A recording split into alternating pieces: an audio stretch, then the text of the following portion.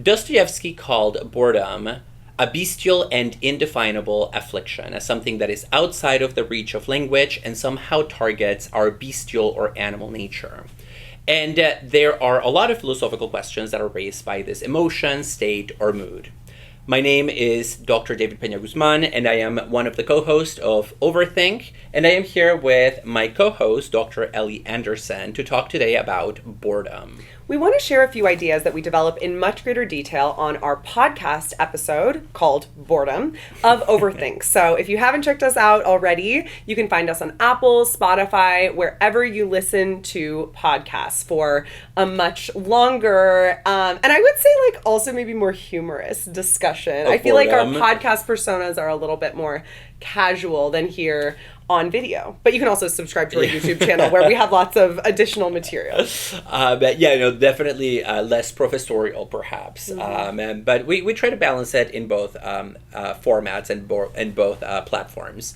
So, in thinking about boredom, Ellie, we read this book by the philosopher Lars Svendsen called A Philosophy of Boredom, which is a slim tome. Yes, it's a nice little book that explores the nature of boredom, the history of boredom, and maybe the challenges that boredom raises for thinking about the human condition and how to produce meaning in life. And one of the things that I really like about this book, and maybe we can begin here with the historical dimension, is that according to Svensson, people in the past have used different concepts to name and describe what today goes by the name of boredom. And when they used a different concept, it gave the phenomenon a set of contours and a different identity. So he gives us a kind of genealogy of boredom, beginning from the early medieval period all the way to the present. And he says that if you look at the medieval period, what people talked about as a kind of problem that emerges when individuals maybe have too much time on their hands is what was called acedia. And acedia is a term that comes from the Greek root katos, or care, that captures a kind of lack of interest in the world, a turning away from worldly engagement and from worldly projects. And for the medievals, this was understood as a kind of sin, as a kind of lack of care for the creations of God. Thoughts about this?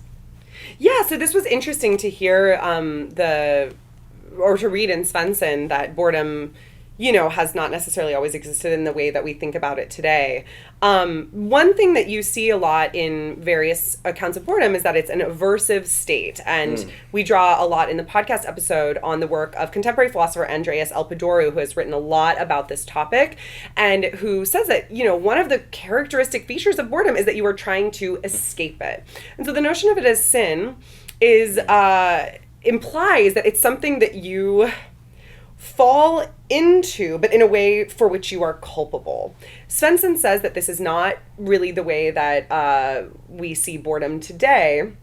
And after this kind of period of acedia, you get to the Renaissance, right? Mm-hmm. You did a little bit more research on this in the podcast than I did, where the acedia turns into something like melancholy, and melancholy is viewed as an illness rather than as a sin. And so there's this sense of boredom as something for which we need a cure. Dorothy Parker in the 20th century says that the cure for boredom is curiosity. Mm-hmm. And I think that speaks to things in a bit of a different way. And so boredom obviously is not something that anyone just wants to lean into.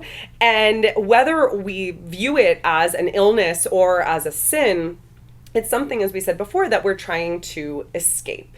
And so one question that emerges is, well, how do we escape boredom? And Elpidoru suggests that escaping boredom doesn't always mean that we're escaping it towards something better. In fact, he notes that boredom is associated with risk-seeking behaviors, and so there can be like some pretty bad outcomes to our boredom.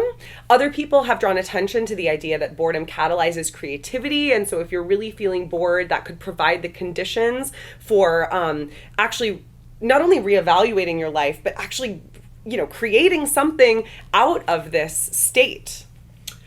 Yeah, and so, the aversive nature of boredom is interesting because it changes depending on what kind of philosophical framework you're working with. Under a theological or religious interpretation of boredom as acedia, as sin, individuals are definitely culpable to the same extent that any person is culpable for their sins, but at the same time, it is understood in the medieval period as something that happens when a demonic force overpowers you. So it's not as if you bring this about on your own. You're actually kind of victimized by a dark spirit that makes you turn away from God. Also in the Renaissance period, when you have this shift from acedia to melancholy, and you have the rise of a more medicalized discourse around melancholy, it's produced by an imbalance of the humors, because people are still working with that classic that classic humoral theory of disease that we get from Hippocrates, where the body has these 4 fundamental humors. You have like, I sometimes forget the 4 humors on the spot, but there's black bile, blood, yellow bile, phlegm, and phlegm. Thank you. Yeah, so there are the 2 biles, red or yellow. Different people describe them differently. Black, blood, and phlegm. Wait, I thought you said black. Wait. Black bile. Yeah. Yellow or red bile. Oh. Phlegm and blood. Oh, okay. Yeah, and so... I just needed you to say phlegm one more time. I know, phlegm and blood.